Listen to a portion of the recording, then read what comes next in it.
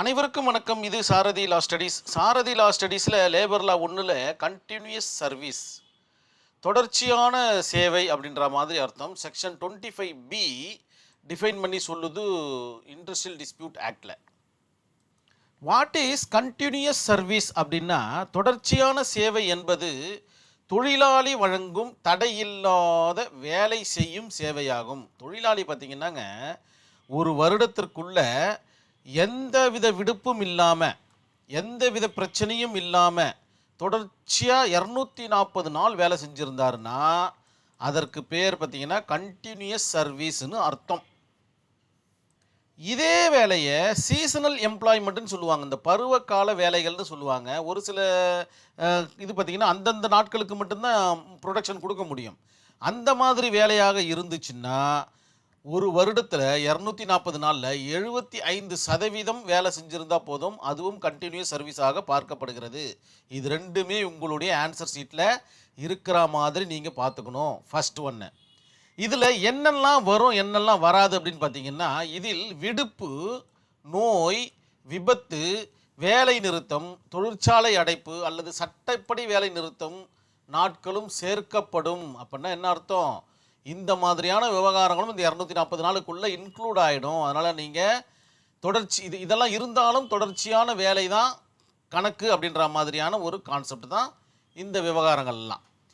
இவையெல்லாம் சேவையாக கருதப்படும். இங்கே மேலே இருக்கிறது தான் அப்படியே நான் ஃப்ளோ சார்ட்டில் சொல்லியிருக்கேன். அப்ரூவ்டு லீவ், நீங்கள் லீவ் கேட்குறீங்க, உங்களுக்கு லீவ் அப்ரூவ் ஆகுது.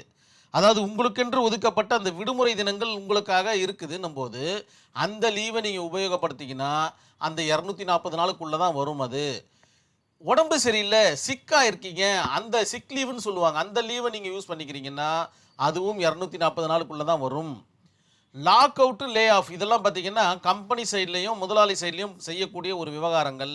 அந்த மாதிரி தினத்தில் நீங்கள் வேலை செய்யவில்லை என்றாலும் அதுவும் வேலை செய்ததாக அர்த்தம். அதாவது தொடர்ச்சியான சேவையில் தான் அது வரும், கண்டினியூஸ் சர்வீஸில் தான் வரும். இன்கேஸ் ஆக்சிடெண்ட் ஆயிடுச்சு, அதன் காரணமாக நீங்கள் ஆப்சண்ட் ஆகுறீங்கன்னாலும் அந்த 240 நாளுக்குள்ளே இந்த கான்செப்ட் வந்துடும். லீகல் ஸ்ட்ரைக்கு, ஒரு நல்ல ஒரு எண்ணத்திற்காக நீங்கள் ஸ்ட்ரைக் பண்ணுறீங்கன்னா அந்த வேலை நாட்களும் 240 நாளுக்குள்ளே தான் வரும்ன்றதை நினைவில் வச்சுக்கணும்.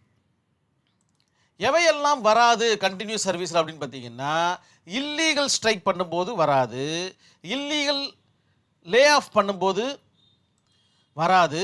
உங்களுடைய விடுமுறை தினங்கள் பார்த்திங்கன்னா முடிஞ்ச நிலையில் அன்அப்ரூவ்டு லீவ், அதாவது உங்களுடைய விடுமுறை தினம்லாம் முடிஞ்சு போச்சு, அதற்கு பிறகும் நீங்கள் லீவ் எடுக்கிறீங்கன்னா அதெல்லாம் இந்த கண்டினியூஸ் சர்வீஸில் வராது. அதே போல் இந்த லீவும் நீங்கள் எடுத்து முடிச்சிட்டிங்க, அதன் பிறகும் உங்களுக்கு உடல் உபாதை வருது அப்படின்ற பட்சத்தில் அதுவும் பார்த்திங்கன்னா கண்டினியூஸ் சர்வீஸில் வராது. இதெல்லாம் உங்களுடைய ஆன்சர் ஷீட்டில் மிக நேர்த்தியாக எழுதணும். நீங்கள் இந்த 2 கேஸ் ஸ்டடி பார்க்கும்போது மிக அற்புதமாக இந்த கான்செப்ட் புரிய வந்துடும். Robert D D'Souza versus executive engineer southern railway in 1982 நடந்த வழக்கு என்ன சொல்ல வருது அப்படின்னு பார்த்தீங்கன்னா, தொடர்ந்த சேவை என்பது ஒவ்வொரு நாளும் வேலையில் வந்திருக்க வேண்டிய அவசியம் கிடையாது. வேலைக்கு வந்துக்கிட்டே இருந்தால் தான் அது தொடர்ந்த சேவையாக கருத முடியாது. பிறகு விதிப்பூர்வமான விடுப்பு, அதாவது அவருடைய பிரச்சனை இயற்கையால் வருது அப்படின்ற போது அது மாதிரியான விடுப்புகள்.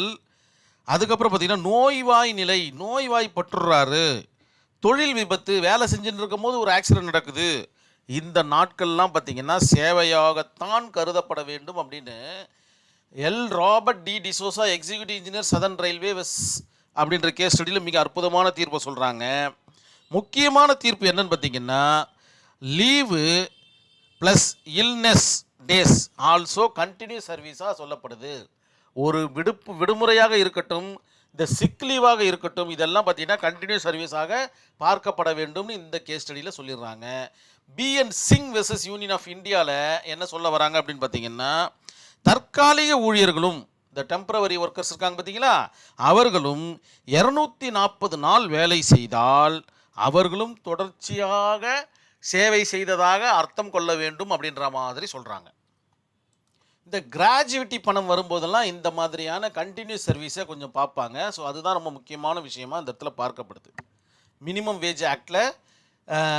வேஜஸ் ஆக்டில் பார்த்திங்கன்னா கிராஜுவிட்டி அப்படின்ற ஒரு கான்செப்ட் வரும். அந்த கான்செப்டில் கணக்கு போடும்போது இந்த 240 நாளை கணக்கு வச்சு தான் அவர்களுக்கு உண்டான பணம் தருவாங்க.